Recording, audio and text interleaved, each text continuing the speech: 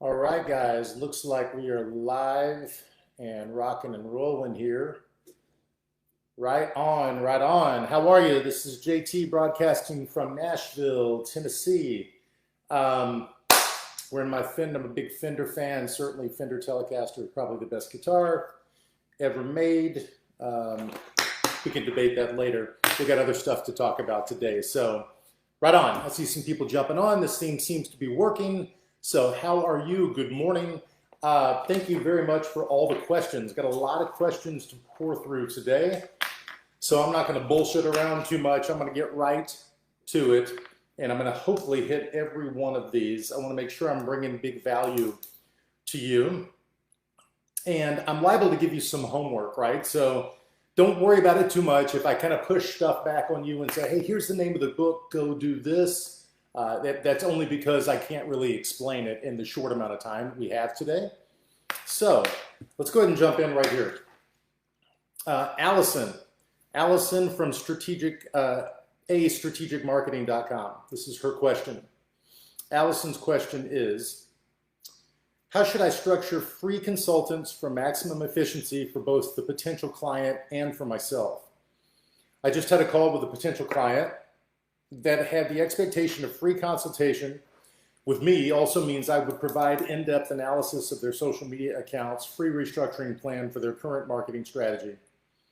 They desperately need help, but I decided on the spot they weren't the right fit unless they were willing to tell me more information about their businesses and goals.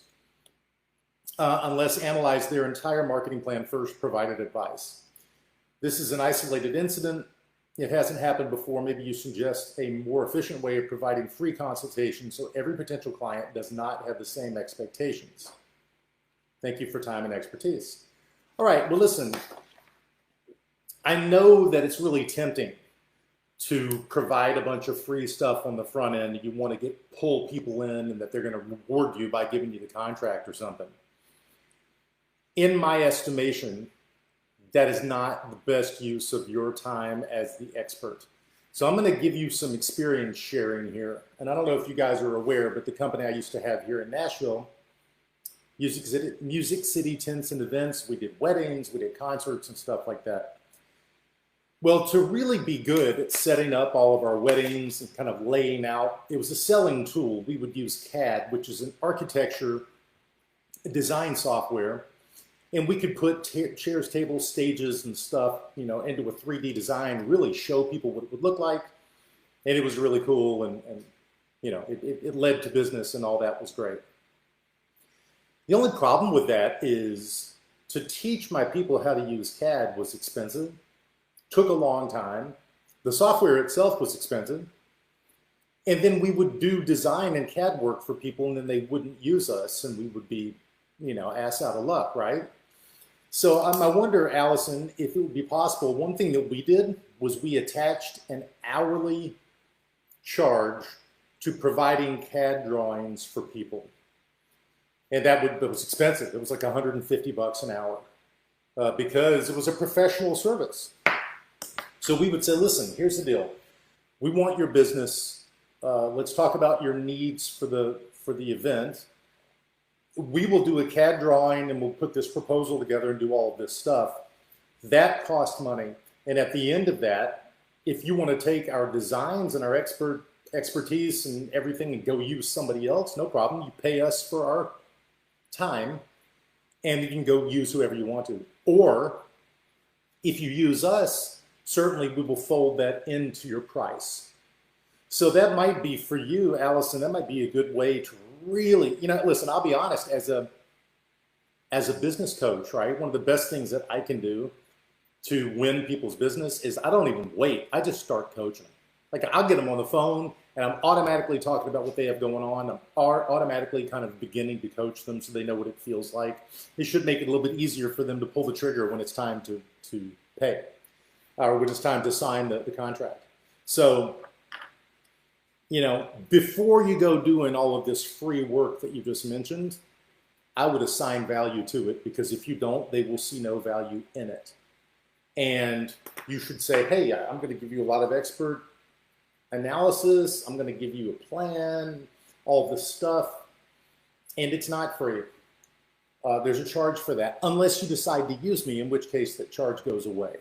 And I think you might find that you can weed out some of the people who are really not serious about doing business with you and the people who really want what you have. Listen, suddenly you'll have more perceived value. And for everybody you know at AO Live, I was harping everybody on Confessions of the Pricing Man by Herman Simon. I know a lot of you have read the book in the interim, and you understand this idea of perceived value. I'm going to talk about that later because there's a few questions that have to do with perceived value here. But you can automatically increase your perceived value by putting a price tag on your time. Nothing is free. Nothing's free. It costs you money. It should cost them money, although there's some benefit to them using you after the fact. That's the point. You'll close more better business. Okay? So, hope that's helpful. Don't be afraid. That's not going to turn people off. People that have money and want what you do, they're going to spend money with somebody. They might as well do it with you. All right, I hope that's helpful. Let's go to the next question here. This is Heather. How are you, Heather? Heather asked, I like to have my employees set goals, either personal or professional, and reassess where they are at each quarterly review. What are your thoughts on creating regular scheduled meetings and documents, sharing them, and creating a system for the company? Well, my thoughts are, yes, hell yes, you need to do that across, especially with your organization, Heather, because you've got a lot of spread out people who you want to keep on track. You want them to get better. You want to teach them how to get better. Now, I'm not going to push back. Quarterly review is great. Quarterly is also a long ass time. 12 or 13 weeks is a long time. People can go, because typically you think about people's personal lives and stuff. They can go from doing a really, really good job to in the tank inside of a month. And you don't want to wait a quarter and look back and say, oh my God, it went bad 8 weeks ago. So if there is a way, and I know your time is limited, but if there's a way to do it monthly, monthly is better. Even if that means you have to do it in a smaller format. So instead of doing 2 hours with them every quarter, do 45 minutes a month and break those plans down. And I think what you might find is it's more actionable, it's more relevant, it's more in the moment, and I think you have a better handle on everything that's going on. Now, regularly scheduled meetings and documents, all right? There's a book called Top Grading. I'm not suggesting you go read Top Grading, it's a lot. But the net of the book Top Grading talks about, number one, it's how you recruit and hire the right people, and that's cool. But the way you do it and the way you keep them in the category of the right people is by using a job scorecard. And so, Heather, I think if you created a job scorecard, whatever that means, to the folks who you want to help with their performance improvement, that'll make it really, really easy. You don't have to dig to find out how they're doing. You create a job scorecard per role, no matter what their role is, and you just constantly update it. Now, if you really want to go next level, you could constantly update it and you could put it online and everybody's job scorecards would be right there next to each other in full view of everybody else. I don't think that that's a problem. I think people who are really good at what they do would love to be on that scoreboard. And people who are afraid that they're going to do a shitty job because they've never done a good one would hate to be on that scorecard. They wouldn't even take the job with you, right? And that's an automatic way to kind of push out the non-hackers. So that's next level. How about we get some job scorecards per role that you start to use monthly? I think is better than quarterly, but you got to do what you got to do. And then once everybody gets used to that, then maybe you put it into like a company dashboard or something where you can keep track on everybody else doing. You can create some competition, which is very cool. People love competition. A players and people who kick ass love competition. People who are like, oh, I can't believe you're going to put this up there. You know, like they've never won anything. You don't want to hire them, okay? There's a company that I work with in California, and they do recruiting for, so like Oracle, Facebook, you know, Google. When those people need recruiters, these people recruit them and they put them into their organization. They're at a very, very high level. If you walk into their office in Santa Clara, California, up on the wall, there's a giant streaming television that's got the performance scorecards of everybody in the organization up to date and live. Now, you want to talk about, that's pretty scary. If you have a bad month or if you're not doing well, like everybody's going to know. But here's the deal, Heather. Everybody already knows. They already know if you're not performing. They already know if you suck or if you're having a bad sales month or whatever. You might as well cop to it, put it up there on the wall so that it can be a thing that we all learn from, okay? So my suggestion is that you put together job scorecards. My suggestion then is that you start to use them. And as soon as you feel like you've got some A players who can live with the stress of it, I think maybe you should go ahead and put together some kind of a dashboard that lives and breathes that you can share with, hell, you could use it as a selling point.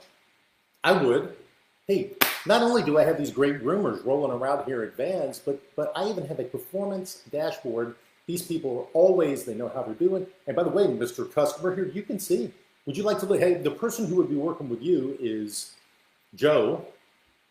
And let me show you Joe's dashboard. He's got the last 6 months, he is killing the game on every level, customer service, this, that, whatever. Why wouldn't you want to work with Joe? Right? That's pretty amazing. Now, it's also pretty transparent and hard to pull off. You got to have some really good employee productivity levels to be able to do it. So be it. Go get yourself some really amazing productivity levels. Okay? Great question. All right. Next question here, and I'm doing about 5 minutes per question, and I think that's going to work out here by the number of questions that I have. Ben asked the question, I'm at the point with my business where I cannot scale. It seems like I cannot go over either an amount of money per month or a number of projects per month. I had this when I had 5 employees. I also had it when I had 1 employee. I find it difficult to delegate tasks, but not in the way that I don't trust other people to do it, because I find it time consuming and I'd rather do it myself. Of course, this leads to frustration and some of the work doesn't get done in time. A problem that I see is being unfocused on 1 project at a time. My focus now is on 3 projects/businesses, and this might be the thing that keeps me at this level, 1 business and advertising agency where I deal with 15, 20 businesses per month. What's the best way to work to avoid being a one-man show, even if you have a team behind you? So Ben, this is a really good question, and I circled this thing right here, and I don't want to call you out, but you said, I find it time consuming and I'd rather do it myself, right? Yes, of course you'd rather do it yourself, Ben, because that's the easy thing to do. And you get to be the star of the show. I'm going to go out on a limb here a little bit and just say, and I'm not ragging on you, Ben, like I do it, everybody does it. We retreat to what we know how to do, okay? My question might be, your biggest and best use inside of your organization is to replace yourself so that you can work on your organization, not in it. And like when I work with customers, companies, we're setting up priorities, they've got critical numbers and things that they're going to achieve.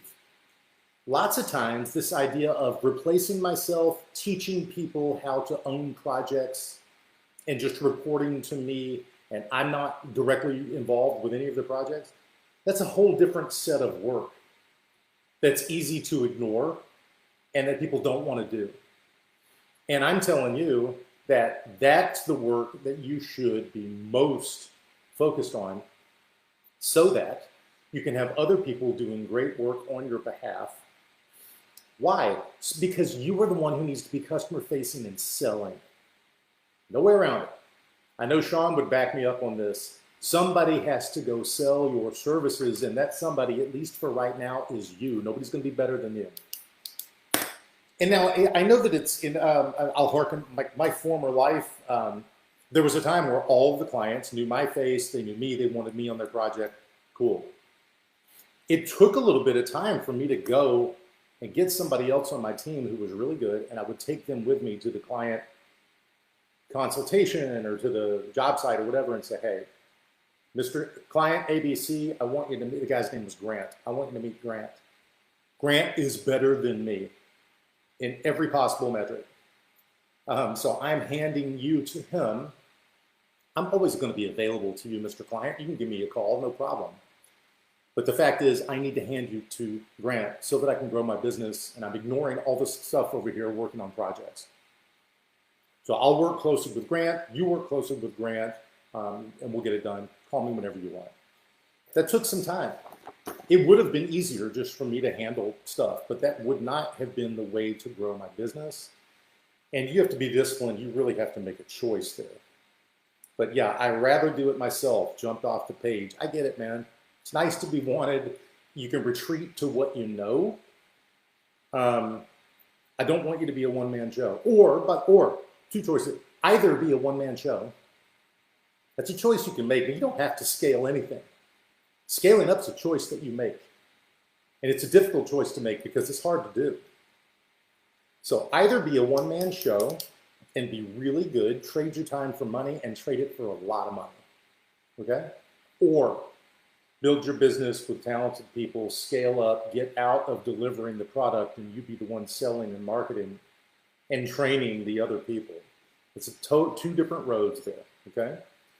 I would recommend the book Scaling Up to you. Vern Harnish wrote the book Scaling Up. You should read that. There's a lot of stuff in there you probably need to hear, and it's a damn good book. Replacing yourself is your #1 job right now, okay? All right, good question. Okay, the next one is Morgan. Morgan Katz has got a question. Hey, Sean, things are still on hold with the ticket, event, and entertainment world, yes. So while we're engaging with customers when appropriate, it's not producing revenue. So I'm looking to spend time and energy on my side business. For the last 4 years, I have,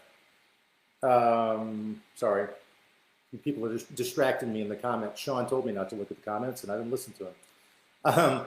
I'm looking to spend time and energy on my side business. For the last 4 years, I've sold event supplies, custom plates, napkins, cups for specific events, various websites. I've got a friend who's offering me space in her trade marketing showroom if I can support the orders. I have no idea how to find reliable sources for inventory production, shipping details to the US, etc. Is Alibaba the way to go? Are there US-based companies that priced comparable? Lost on this aspect, as always, thank you. Great questions. Great questions, Morgan. Now, I'm going to give you a straight up experience share here because in my business here, it sounds like we have some similar business. I rented stuff, right? So I bought stuff to rent. Some of those things were some of the stuff you're talking about, specialty plates and whatever. And we would just resell those. And we didn't really make any money on those, but they were nice to have in the showroom. Alibaba is not a bad way to go. There's a reason why it's the most gigantic website on earth and probably always will be. Alibaba really works. We bought stuff off of Alibaba. It was a little bit scary, and yeah, I was relieved when it showed up, but it showed up. And the prices were damn near incredible. However, it did take a long time. There's a reason. You ever heard the phrase slow boat from China? Buddy, it takes a long time. You order that stuff and you expect to wait, especially now. You never know what's going to go on in China. I would not order stuff from China. Now, Taiwan, the Philippines, Vietnam, South America, all day long. But China's going to be a little dicey for the next couple of years. I might steer away from that. Are there US-based companies that are price comparable? No, there are not. So you're going to have to look outside of the US to get something where you can achieve your margins. Because you're going to pay through the nose. Because US companies are doing the same thing that you want to do. They're taking the risk and it's a pain in the ass. That's what you're paying for. Now, I can tell you, we finally got a broker. We found a guy who was expatriate, lived in Hong Kong. I think he was from Chicago. He was of Chinese descent, lived in Hong Kong. And so he got us hooked up. We started to buy products that were made right out of the factory in Beijing and Shanghai and everywhere else. And once we got into a rhythm and we could anticipate when things would come, if we knew how to order, it was a lot of paperwork that we had to have insurance writers and pay a bunch of trade visa fees and all this crap. And of course, understand, we were ordering stuff by the container and we were paying a couple $100,000 every time we did it. So it was worth it to us though, right? Because once we got it, we could rent it for the same price or more than we paid for it.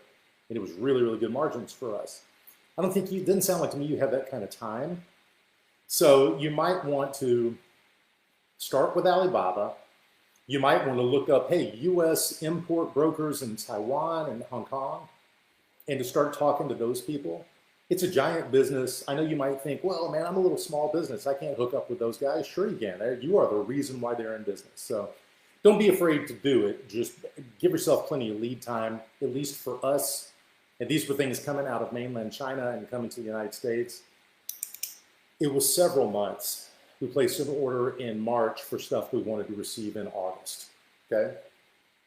And things would still get, depending in paper, wood, things made out of wood and paper take even longer because they get stuck at the border. They have to go through customs and they have to be quarantined and all this crap. So I would not go the China route. And this is not because I'm down on China or anything. I'm just saying it's a pain in the butt. And stuff coming in and out of China is going to cost more now. It's going to take forever. You probably want to find somewhere other than China to make your products. And the good news is there's tons of places across Southeast Asia that are not currently in a trade war with the United States. Right, so you should do it though. Good for you for kind of figuring out a way to pivot. But here's the other thing I'll throw out there, Morgan. If you can get the relationship up and running and you can get good margins on importing stuff, what you might find, Morgan, is that you are now an importer. And you don't even care about having space in your friend's trade market showroom. You might have your own space online and just import stuff for other people because you've done the hard work to figure it out. That's the point. So I would recommend that you go do it. Alibaba is a good place to start as well. Okay. Shelly Merrill asked a question. She said, currently having trouble with keeping up of all the tasks I need to get done. I'd like to hear the various mentors talk about time and task management secrets. All right, well, I've got this will blow your mind. This is rocket science. Every Sunday, I pull up this Google Sheet, and on that Google Sheet is my list of all of my active clients, also people who I want to be clients, right? If I need to reach out and do something, like I've got a list, and I have a sheet week over week over week, and on Sundays I fill it out, all the stuff I have to do that week. So no matter what, this is not including the stuff that pops up, I'm gonna make sure that I get this stuff done, and I go on and I start checking them off. And it's not negotiable. If I have to stay up through the middle of the night, if I have to get up at 5 o'clock in the morning, I'm gonna get this done. And what do you know, like I am so much more productive now that I'm doing that. And I just started doing, I mean, like I've been coaching for 4 years. I just started doing it a month ago because my business is blowing up internationally. And I've got to do this to get everything done. And for right now, it's working like a charm. So don't go, you don't need Jira, and you don't need Align or a bunch of softwares to help you with task management. Just get a Google Sheet. I know I know you're super organized. If you do it on Sunday, non-negotiable, I'm gonna get this stuff done all over the course of this week. You will get a heck of a lot more done. Maybe not everything. Although I would, you know what, here, let's do this. I'm gonna go off on a little tangent here. Shelly, sit down, write out all your biggest tasks for the entire week. Cool. And then before you go doing them, ask yourself, which of these tasks can I automate? Which of these tasks can I delegate to other people? Which ones do I have to do? Also ask, hey, are they all important? Are they priorities? Okay. If you can automate it or delegate it, do it. If you have to do it, do it. If it's not important, throw it away. You don't have to do it. You don't have to go do everything. Okay? And just keep in mind, you know, this is broadly when you're talking about strategy with customers or other people or whatever. So, you know, lots of times what you choose not to do is more important than what you're going to go do, right? Because every time you say no to something, you're saying yes to something else, and that's important. So don't make it rocket science. Don't make it difficult, arduous. Make a list, check it off, go kick ass, okay? All right. Kristen, how are you? Kristen asked, how many times is too many times to follow up? I had a conversation in DMs and direct messages. One girl booked a call with me, another is still making a decision. I followed up 4 times with both. Neither is answering the messages.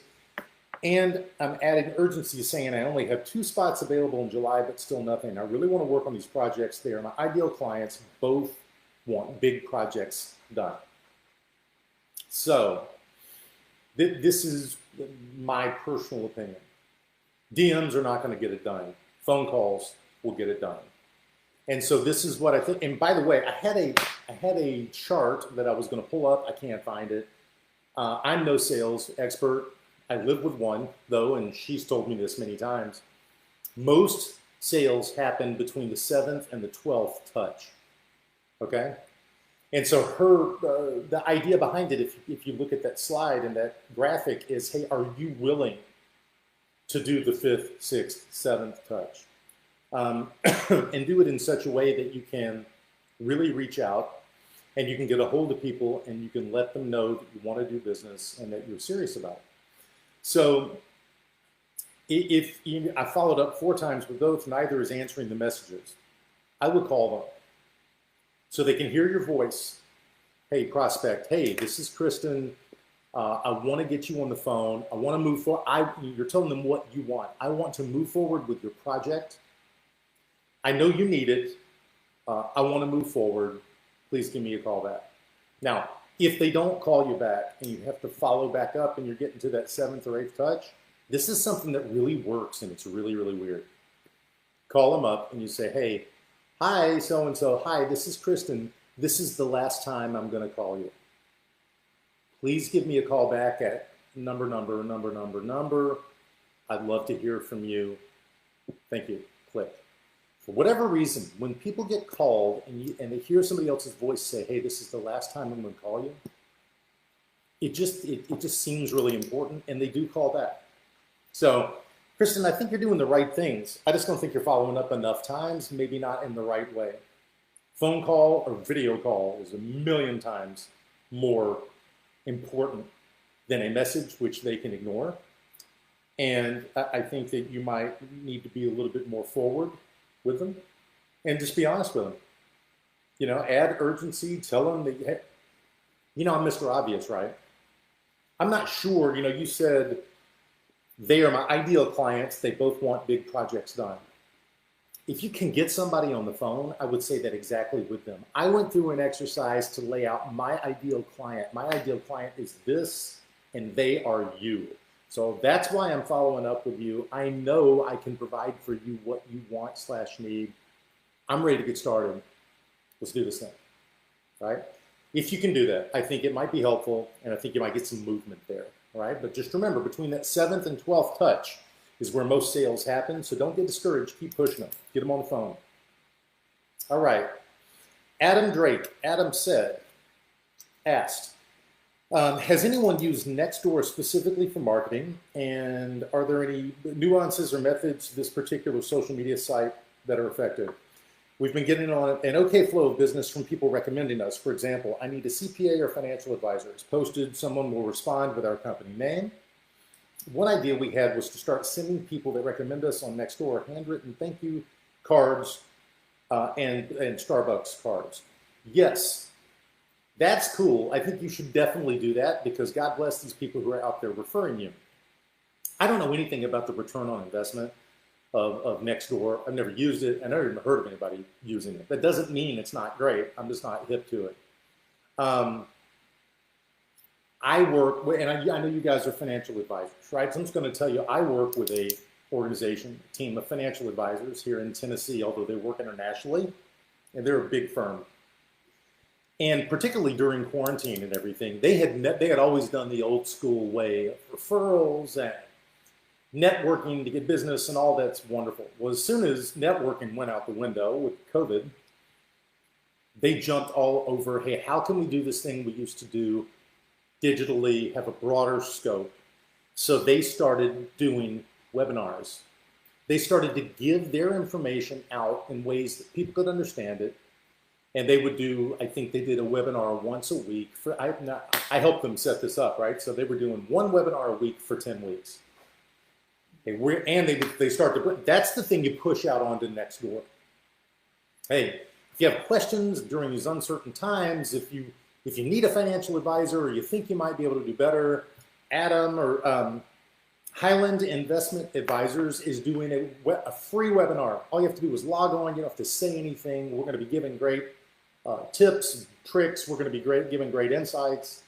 And at the end of it, all we really ask is if you got any value and really liked it, if you'll give us your contact info, we'd love to reach out with some further stuff. And I got to tell you, these guys did once a week. And I think their typical cadence before that is they would receive like 5 to 10 righteous, good inbound leads for them per month.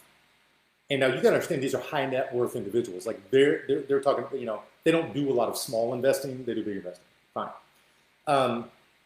That number went up 5x when they started doing these webinars. And they started converting like this. They have a giant uptick. I feel like you probably could do the same thing, should do the same thing. Throw those webinars out there. Number one, you're sharpening the saw. You and your team of financial advisors, if you have to prepare and do a webinar, you're going to get better at what you do. There's no way around it. You know, what's the old adage? When you teach, you learn twice. Right? You got to learn something, and then you impart it to other people, and you learn twice as you do it. I'm not saying you guys don't know what you're doing. I'm saying you'll get better at what you do if you're going to go out and publicly kind of present it. And here's another cool thing, though. If you get these webinars kind of set up, Highland Investment Advisors are going to do these webinars. And then you go to who? Banks you partner with, lawyers, people who have a bunch of clients who you want to work with and say, hey, why don't you jump on this webinar with us? People love that. Hey, Mr. Lawyer, can you be on this webinar and talk about, we're going to talk about this subject. I just want you to chime in, answer questions, town hall, question and answer stuff. It's an automatic free marketing thing which you've now set up for them, and they will drive their clients to it because they want their clients to see them being an expert on some panel. This cyclical kind of cross marketing thing. So that, and it doesn't cost a lot, it just costs some time. And let's be honest, it's fun to do. Hell, I just did yesterday, I spent half the day preparing and shooting a video that's going to be part of a webinar next week for, I don't know, 1,000 people. And they're going to present the video and I'll be on the chat, like answering questions. So that'll be cool. You can do the same thing, right? So suggest you do that. It's a good way to get things moving. Thank you for the question. All right, let's go to Mr. Law Jackson. Law says, hey, it's me again. I have a different question from the usual business-related matters. This is a good one too, by the way. I work from home like most people these days. I have 2 children to look after. One's 9, the other is 7. Each stage of the parenting is a little bit different, and I wonder what some of you working parents do to occupy your little ones while you attend to work. We've kind of blown through a lot of the educational series out there, Wild Magic School Bus, Sid the Science Kid. And we found some great science channels. So I'm not a big fan of nonstop screen time. I've been thinking a lot about bringing in a tutor or a babysitter, but it's been hard to pull the trigger on that one. Any ideas for wholesome, enriching, possibly Christian-based, I like that, home-based activities for 7 and 9-year-old that diverts them from endless screen time? Well, Law, it's just like I'm talking to myself here. So I don't know if you guys know, I have 4 kids. 2 are college age, 2 are 6 and 8. So Law, I'm right there with you. And I am busy doing this stuff all day, all the time. And I'm even back to traveling now, if you can believe that, which is crazy. And my wife has got a fintech, she has a financial product that she is the co-founder of and the chief revenue officer, and it's blowing up. So she's crazy busy too. So I feel you, man. There's not enough time in the day to do all this stuff. And we just got the word, at least here in Nashville, Tennessee, the kids are not going back to school at least until after Labor Day. So the first month will be all virtual.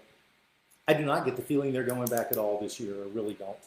So we're right there with you. We're solving this problem right now. 2 things. You mentioned Christian-based home activities. I don't know if you've ever heard of this, but there's a series of videos and stuff called Veggie Tales. It's so cute. Like, it's a bunch of vegetables, and they do like Christian-based, but it's really funny cartoons. I know you said that you're not a fan of screen time. I get it. But if you got to park your kids in front of something, Veggie Tales, you cannot hardly go wrong. It doesn't hurt that one of my really, really good friends is the creator of Veggie Tales. And if you've ever seen Veggie Tales, he's the cucumber. Larry, he's the voice of Larry. And it's pretty funny because I get him to call my kids sometimes and do the Larry voice, and they love it. but I digress. Here's something else that we're doing here in our neighborhood. So we live in our neighborhood, and there's a bunch of kids and a bunch of people, people who work, and they don't know what to do.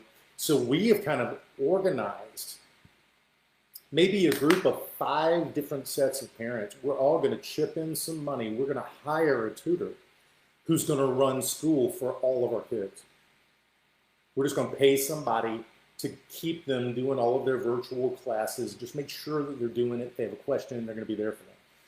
Super cool. And then the other thing that you maybe could do is you could get together 4 or 5 sets of parents and say, okay, we're not going to hire somebody, but this is what we will do. I got Mondays. Bring all the kids to my house. I'll set them all up. I'll run the curriculum.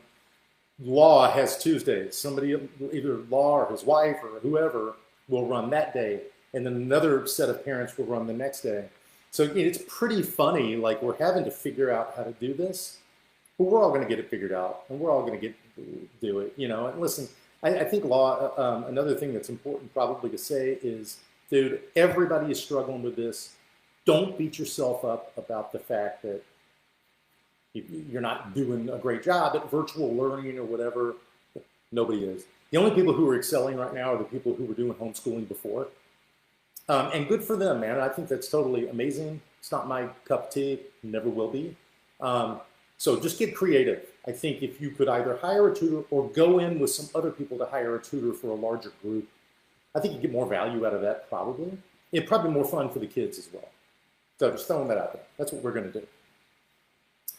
Okay, Erica Wilkinson says, what are your views on having a small business that's going to fund what you really want to do? Her description is she's got a cleaning company. This isn't something she wants to do forever. She wants to get a real estate license, buy investment properties that her cleaning property management company manages. She wants to open real estate offices in large areas, Las Vegas, Miami, Nashville. I'm going to give you an example here. Number one, great. Get that cleaning business really profitable so it can fund everything else. So you probably need a plan for the cleaning business. How much revenue you're going to do? How profitable do you need to be this year so that you can make a plan so that you, Erica, don't have to run it. You can hire a manager to run it, and then you can turn and go start building out the other parts of the business. You're not going to be able to do it until you're profitable. Right? And so it might be, Erica, that you need to put together a plan for the cleaning business, put together a time, and the way you can do it is say by March of 2021, I want to be working on my real estate license. So that means between now and then, I've got to get my cleaning business to this level and be really specific about it. And whoever's involved in your cleaning business, like those people need to know the plan is that you're going to get to X amount of profitability so that you can hire somebody to run it so that you can go start building the other piece. Don't hide it from them. Don't be subtle. If you want it to happen, you should tell them. That way they won't wonder, hey, hell, it's March. What's Erica doing? We don't see her anymore. Oh, yeah, that's right. She's getting her real estate license to go grow this other piece of the company, right? Lay out the plan. Tell everybody. That will hold you accountable, number one. And number two, it'll be more apt to happen if you let your teammates in on what's going on. But yeah, the core should fund the real opportunity. And don't put the cart before the horse. You're not going to get to the other opportunity if the core business is failing. If you hate the core business and you want to jump straight to real estate license, that's also something you could do.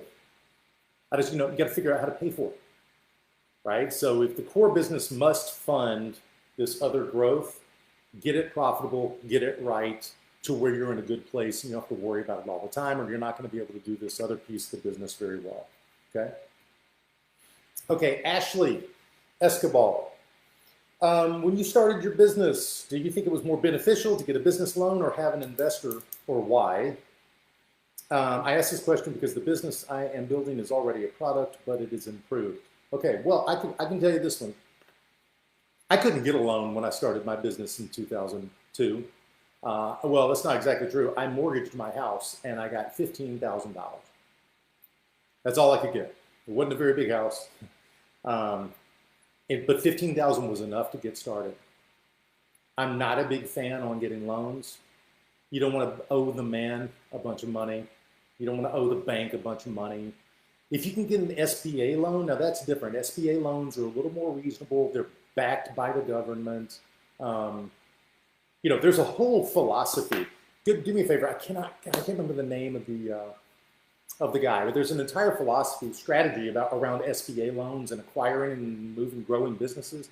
I wish I could remember the guy's name. Just go Google SBA loan acquisition strategy.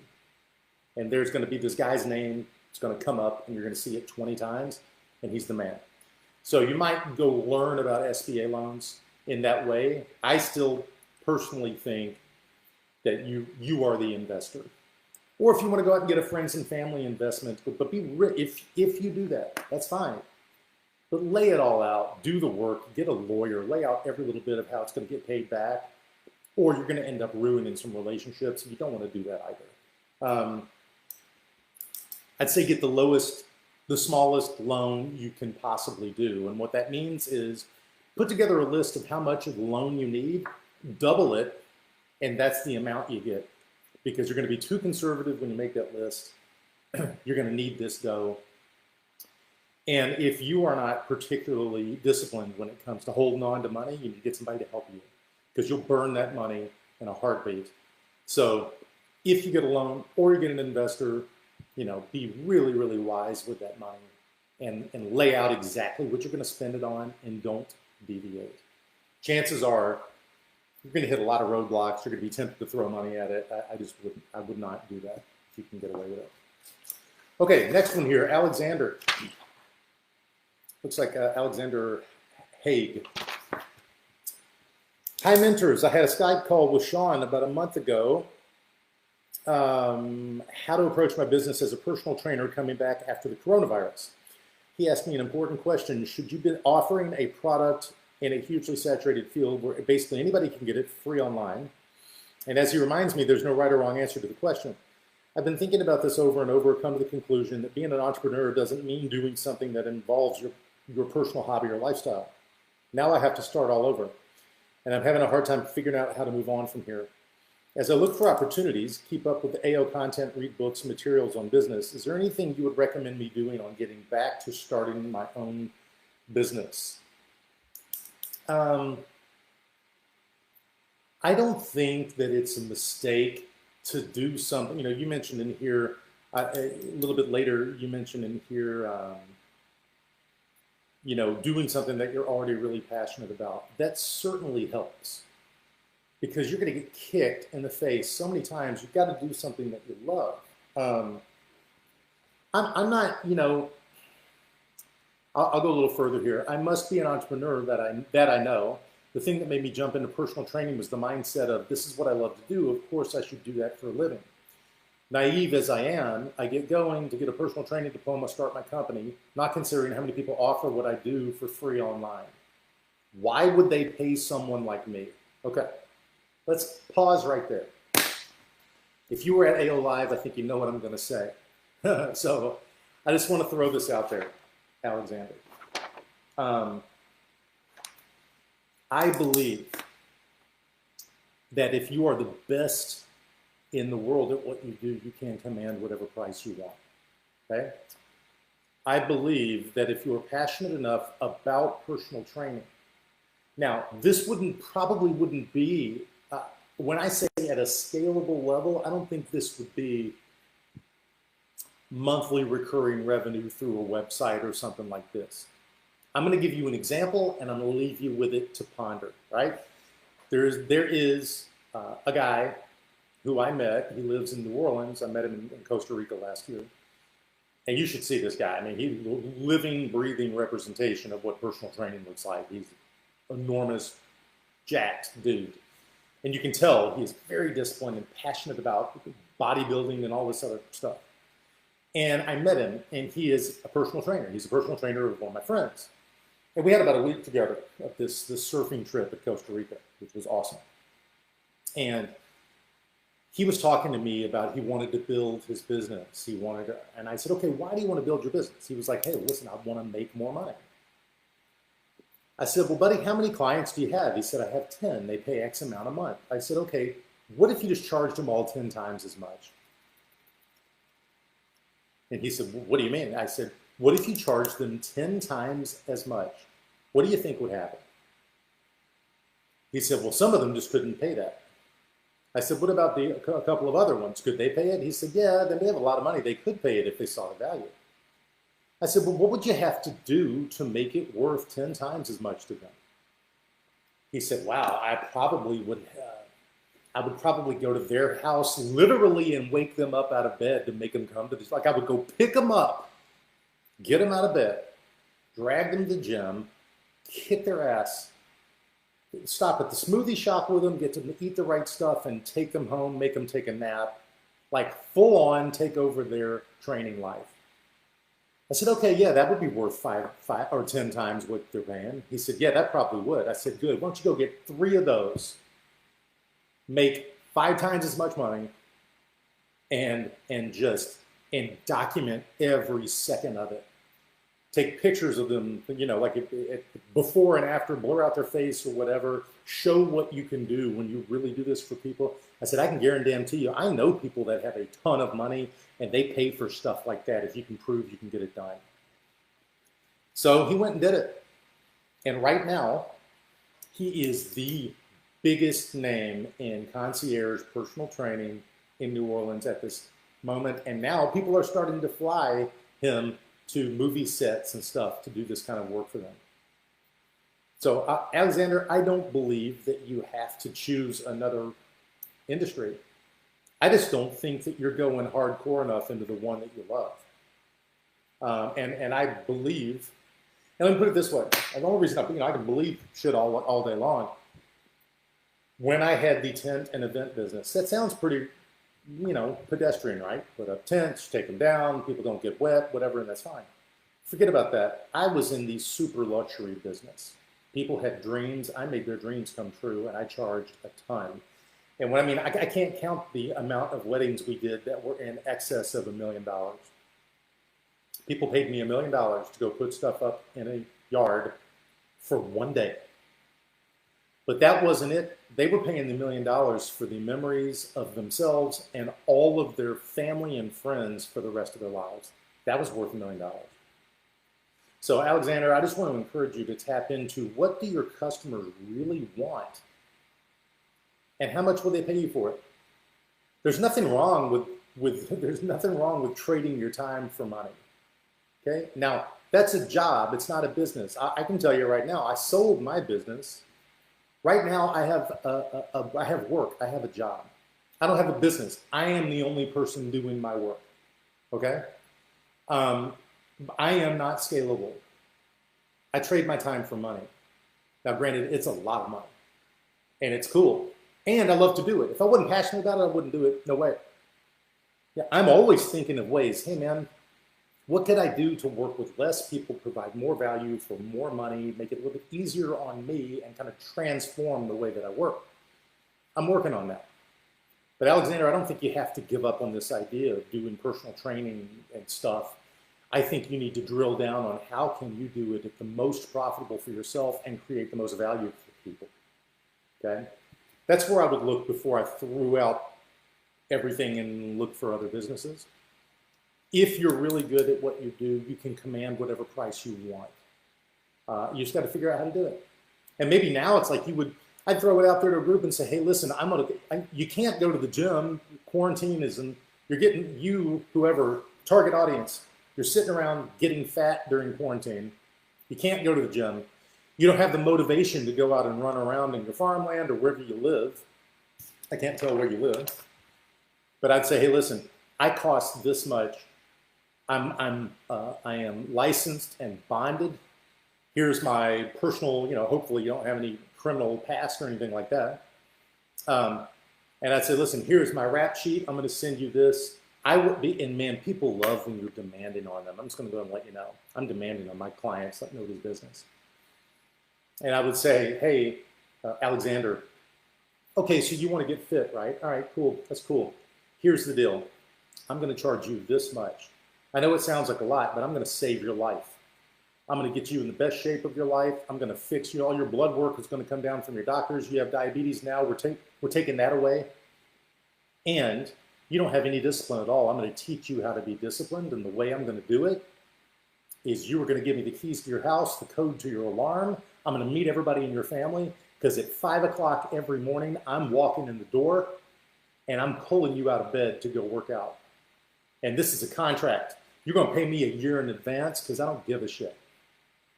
And if you start to say, hey, I don't want to do this anymore, no problem, but you do not get your money back, man. You really want to do this? I can guarantee you there are people who want to do it.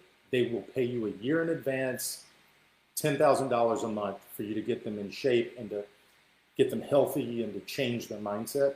I know. I'm living proof people will pay that much, right? So go figure it out, Alexander. I don't think you need to change industries, man. I think you just need to change your mindset. You're limiting what you can do, and that's bullshit. Don't do that. All right. All right, let's go to Steve Roush. Hoping I'm not going to run out of time here, but I'm just going to keep rolling here. 10 minutes left. Steve asked, how can I teach myself to adjust from a freelance mindset to more of a consistent business leader mindset? I'm going to combine your question with Allison's, the next question, which is, do you have any resources or recommendations on how to delegate and be a better leader? This kind of goes back to the one that we just talked about. There's nothing wrong with being a freelancer. Some people love it, man. It's cool. You got a lot of flexibility. Now you have to go out. You never know where the next job's going to come from, but as long as you're wise with your money, who cares? You can do whatever you want. If you want to be a more consistent business leader, it drops down to the next question. You're going to have to delegate the stuff you don't want to do to somebody else so that you can do your biggest and best use of your time and your money. Okay? If you're great at sales and marketing, you should have other people like delivering the product, and you're out there hammering sales and marketing, customer facing, learning what they want, pricing things properly, right? So that's your choice you make. You have to go, okay, I'm not going to be a freelancer. I'm going to build an actual by God business. You need to have a plan for that business, and you need to build what you're going to go do around the plan. And to Allison's question here below that, you're going to have to delegate to be able to do it. Remember what I said to Shelly earlier? I've got 20 things I need to go do. Can I delegate? Can I automate? If not, can I afford to outsource it? The last resort is you hire a human being, or can I forget about it, right? There's a book called Procrastinate on Purpose by Rory Vaden. You might, Allison particularly, delegating, being a better leader, procrastinate on purpose. You probably should read that book because it is it's kind of a how-to. Take things that you feel like are important and kind of distill them down to the things that you have to do or maybe somebody else can do. Okay? All right. Adam with coolingtechnicians.com. I'm looking for advice on how to transition my business calls into answering service that can do my scheduling. It's not that I have a lot of calls, but the ones that are coming are falling through the cracks, not getting taken care of. I use Verizon for my cell phones. I have a girl that works on commission that handles my scheduling. She works a full-time job and she's not able to take care of the phone. Yeah, that's not going to work. Sean will tell you this as well. Virtual assistants. Okay, if you did maybe a year ago, 2 years ago, 5 years ago, no, that'll never work. My customers don't want it. No way in the world. My wife right now has got virtual assistants in the Philippines who answer the phone for her. It sounds like they're sitting in an office right next to her. They speak English better than you and I do. There's no way around it. They're $6 an hour, and they're worth their weight in gold. You give them access to your scheduling calendar. You give them scripts on what they need to say when they answer the phone, and they will never miss stuff. And the cool part is if you get, and I don't have the name of them right in front of me, but there's 1,000 of them. Philippine virtual assistants, click, and you'll get 30 of them.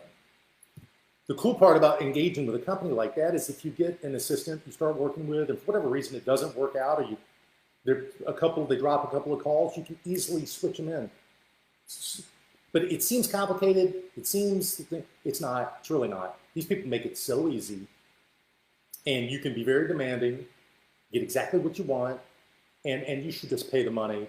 And I know Sean's a big fan of virtual assistants. My wife is too. You should be as well. You should not be answering your own phone. Let them do it for you. They'll do it at a super high level. Definitely don't pay an American person who lives down the street to do it, who already has a job, because they don't care about your And if somebody else, you're going to pay them too much to do it. Virtual assistant all day long. Okay? Rosalie, I wish you were right here in person so I could answer this for you, Rosalie. Hey, Sean, is it reasonable deciding not to work with a prospect based on gut instinct? If so, what's the best way to decline their business? Well, my question would be, what is your gut telling you? Like, why do they seem like they are not a great prospect? You know, find that out. And if so, what is the best way to decline their business? Rosalie, you know me, I would just tell them. Straight up. Hey, Rosalie, I don't want to do business with you because I get the feeling that you will not pay me.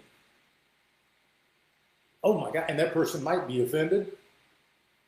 And then they might also say, why do you get that feeling? Say, well, I don't know, you've already been talking to me about I'm priced too high, and you're already talking about price. We're not even working together yet. And then there may be a reason. They might go, well, the last person, and likely then, Rosalie, they'll go, listen, the last person that I worked with, they screwed me over and I lost a bunch of money and I'm kind of gun shy right now, okay? And if you, Rosalie, that might change the way you feel about it. And you might go, well, listen, I get it. I'm sorry you had that. Let me tell you the way that I work. Not only do you pay me and I have these deliverables, but if you're not happy at the end, you pay a lower amount or whatever. But one thing I don't want to do is have like a distrust between us. I mean, like, you should have that conversation. So when you say, hey, what's the best way to decline their business? I would tell them exactly what your gut's telling you, because you might be able to get over it. They might be a great customer. Right now, they're just not presenting themselves very well, okay? So go do that. And I'm gonna hit this last one here, two last ones. I've got 4 minutes. Stephen Davis, do you think marketing giveaways are worth the investment? Golf balls, cups, and stuff like that. What giveaway item do you think is the best? Okay, I'm gonna throw this out there. At our tent company, like, you don't have to do what we did, although what we did was legendary. We had, what did we do? Like, I had 100 guys out there in the field putting up tents and stuff. Almost all these guys were in their mid-20s. Almost all of them were in great shape. So, as a joke, one day we decided, hey, this year for our clients, because most of our clients were women and gay men, let's be honest. Event planners and caterers and stuff, great. And so we said, well, what could we do? Because we were kind of irreverent. We were kind of like, you know, consider ourselves rock stars and all this stuff. And we said we should do like a calendar with our guys, like putting up tents and stuff, and like a gag gift, like for Christmas. And it'll be really, really funny. And we all kind of laughed. And so we got this photographer to come out. We got this guy, Bill, to come in the studio. And Bill had, you know, was a great looking young guy, had on like a wife beater and had this sledgehammer.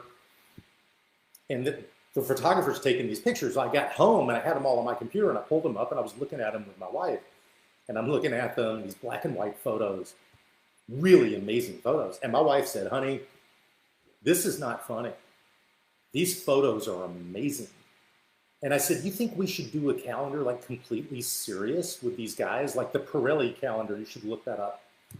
She said, yeah, I think you should. So we put out a calendar, the men of Music City Tents, with all of our guys, like, you know, well, some guys were shirtless, some guys were like wearing a uniform, some do that. And it sweat. I'm like, we were on the news about it. It was so cool. And we did it every year. And now it's a thing. But here's the most important thing, Stephen. You don't have to do shirtless guys or whatever, but if you do a calendar with your logo on it, people use a calendar still. They put it up in their cubicle, they put it next to their computer. They're gonna be staring at your logo every time they look at the calendar. I think the calendar is the most effective thing you can give away. Even though it's expensive to have them printed up, I believe they pay themselves back immediately. Okay, and Abraham, I wanna get to yours before I'm done. Abraham, how can I work on my patience levels with myself and my employees? Good for you for wanting to work on it. 2 things you can do. You can learn how to meditate. If you do meditation every day, you will become a more patient person, because being able to meditate by definition means you can be patient during that time. And also, you know, Sean was talking about Don DePani, who's going to come to Franklin and do like a workshop. Don DePani has a lot of great resources on this stuff about building patience. So I think you should read some Don DePani, and I think you should meditate, and that'll help you a lot. Okay? So guys, I'm just in under the wire here. Appreciate your questions. Love working with you guys. Love talking to you guys.